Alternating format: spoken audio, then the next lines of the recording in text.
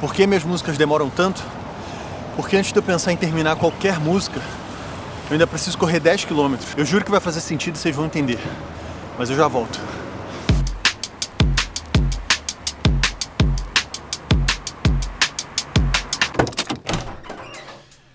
De alma lavada, de volta pro melhor lugar do mundo pra gente fazer esse vídeo incrível. E antes que você me pergunte se eu ainda tô usando o mesmo boné suado que eu tava usando pra correr, é óbvio que não, né? Eu tenho uma coleção de bonés iguais da Bolovo, porque é o único que cabe na minha cabeça.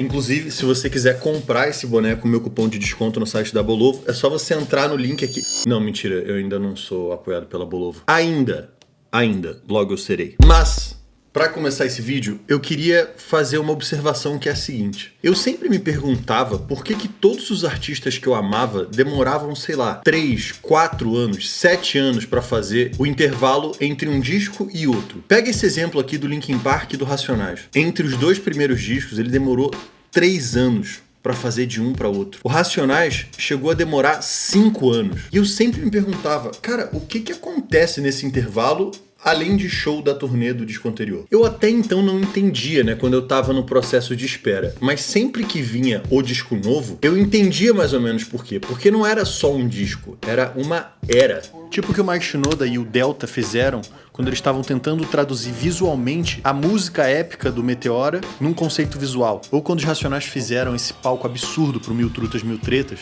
e eles trouxeram todos os elementos visuais e os personagens que aconteciam nas músicas pro palco. E aí você conseguia se sentir imerso no trabalho deles. É isso que eu chamo de era. Eu passei a entender também que existia um tempo de maturação pro artista chegar no conceito, para ele ter essa visão inicial. E aí esse é o ponto. Criar esse conceito não é mecânico, executar é. E existe uma grande diferença nisso. E para pensar, se até o nosso cérebro trabalha com essa dualidade, como que a nossa arte seria diferente? E é sobre essa dualidade que eu quero falar hoje. Como tecnicamente se faz uma música e como que essa ideia que compõe a música antes de tudo acontece. E aí eu vou tentar responder essa pergunta. Por que as minhas músicas e de tantos artistas demoram tanto tempo para ficarem prontas?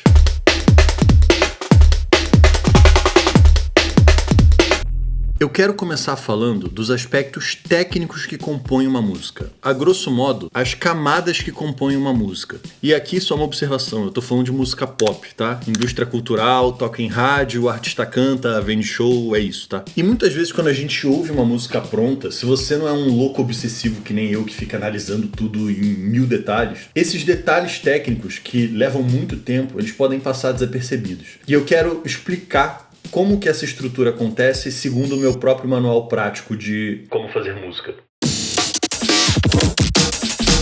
Assim como esse vídeo, qualquer música tem um ritmo, tem um groove. E essa levada, ela é aquilo que sustenta a música. Tá vendo que só de eu mudar a bateria enquanto eu falo aqui, já muda o ritmo completamente, porque ela dita o ritmo, o tempo. E quanto mais rápido, mais dá essa urgência, mais nota, e mais lento, mais calmo tudo fica. Só que ainda falta alguma coisa, que é o seguinte.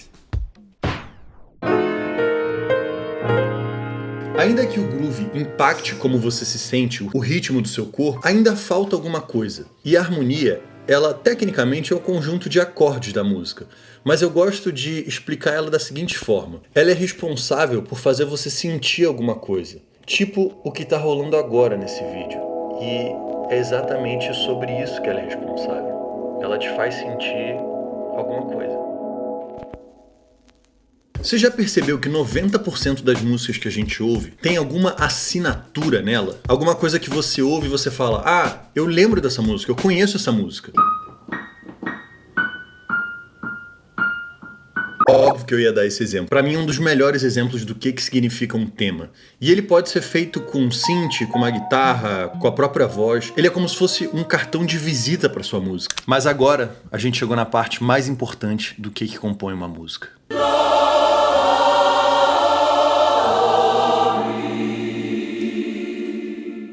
Shure SM57. Não é o Shure SM57. É o que você faz com ele. Também não é o que você faz com ele. Você entendeu? É com ele que a gente grava a voz, que é a parte mais importante de uma música pop. Eu poderia ficar horas falando sobre a voz, mas eu vou tentar ser um pouco mais objetivo e dividir ela em duas partes. E eu vou tentar fazer uma metáfora sobre relacionamento para você entender exatamente a função da voz. Na voz, você tem uma combinação entre melodia e letra. A melodia é como se fosse o que te faz sentir atraído pela pessoa. Ela te faz sentir encantado. É bom ouvir. E a letra é o que te faz sentir realmente conectado, te faz se identificar com a música. E especificamente na minha música, eu realmente acho que a letra é uma das melhores coisas que eu faço. E no fim, talvez ela seja uma das partes mais cruciais, porque é com ela que você faz criar uma conexão entre você e outro ser humano, que é essa conexão que a gente busca com a música. Bom, depois que você tem todos esses elementos e você tem a fundação da música, aí sim vem a parte mais difícil, que é terminar a música. Quero mostrar para vocês o conceito de Pareto na construção de uma música. Valeu, Casey, fez super sentido com a minha música, tá? Vejam um exemplo dessa minha última música. Nessa versão inicial que vocês vão ouvir agora, eu investi 3 horas de trabalho nela. Eu tive a inspiração, sentei e produzi, a ideia central já tá ali, 80% da música. Eu não tenho mais pra onde correr, pois o meu refúgio era você. Esse é o mesmo trecho depois de 60 horas investidas na música.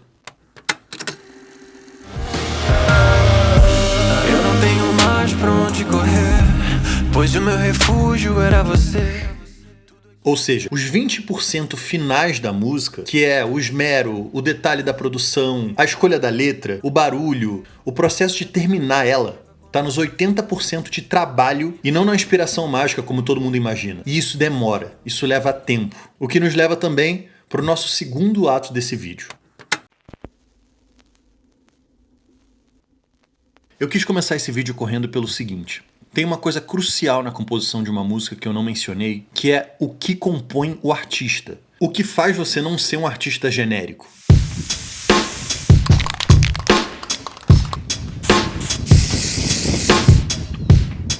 O que você tem de ingrediente que ninguém mais tem?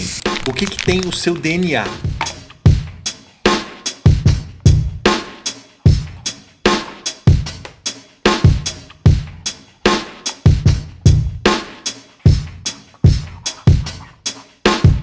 O artista, ele precisa viver para compor, ele precisa sentir. Isso leva tempo. Maturar boas ideias não é uma coisa que você faz em um segundo, em um dia. E no mundo moderno descartável como que a gente tem hoje, as pessoas não entendem isso. E muitos artistas nem se dão esse direito. Bom, e é claro que eu mesmo já procrastinei muito, tá? Isso também acontece, mas eu gosto de pensar que os discos que eu mais gosto, por exemplo, não foram feitos em uma tarde, eles demoraram. Tem uma coisa sobre a longevidade que acontece quando você matura uma ideia por um bom tempo.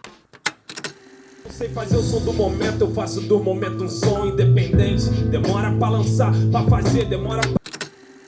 Existe um cuidado em cada etapa do processo e a formulação da ideia central de uma música ou de um disco, por exemplo, exige paciência. Tá bom, José, mas como transformar essa vida aí que você tá vivendo e essa paciência em arte? Bom, aí tem duas coisas que eu acho que são cruciais para você se conectar com o que você tá vivendo, para que isso se transforme em arte, que é entender o que você sente e se permitir sentir.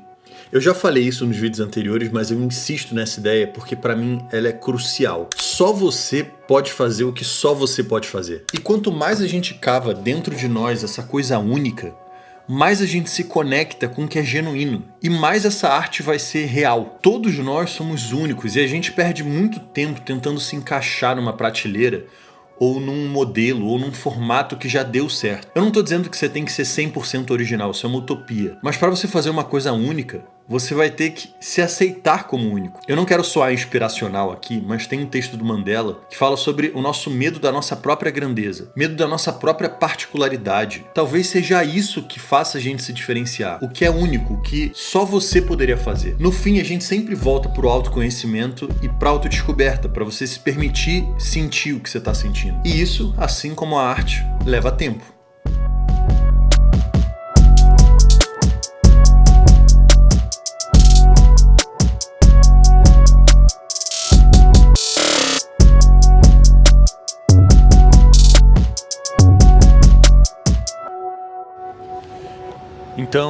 por que minhas músicas demoram tanto?